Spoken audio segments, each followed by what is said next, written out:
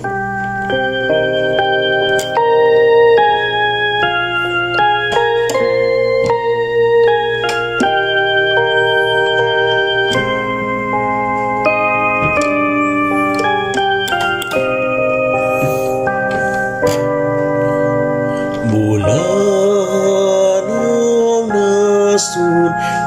agipili sa Ginoo na iyang kaugalingon.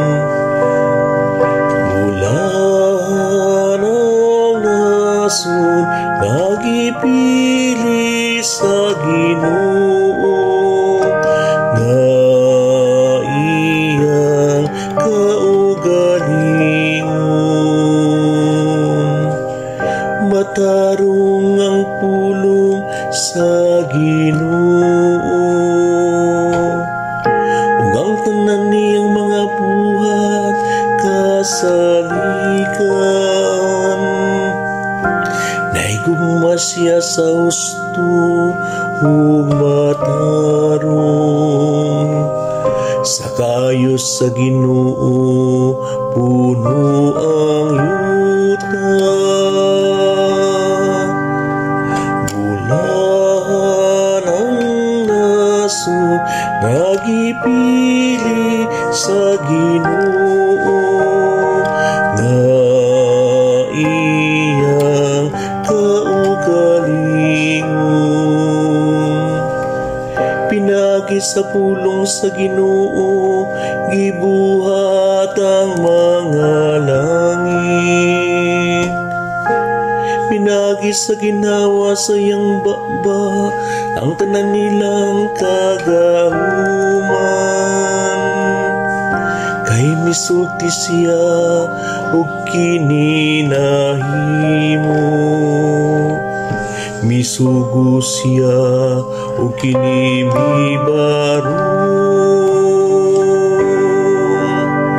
Bulan ang nasud nagipili sa Ginoo na iyang kaugalingon. Tan-awa ang mga mata sa Ginoo, katanaw kanila nga mahadlokon kaniya. Kanila nga nagalaom sa iyang kaluoy, aron pagpalingkawas kanila sa kamatayon o magamping kanila bisan pa sa gutom.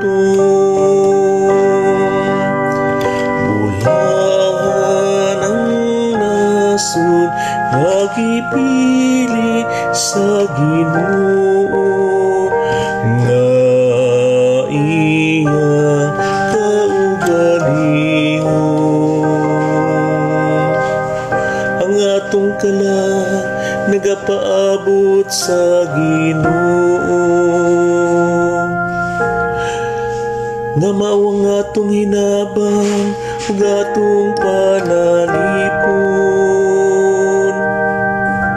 Ang imong kaluoy o Ginoo maniaunta kanamo, nga nagabutang sa among paglaong diha kanimo.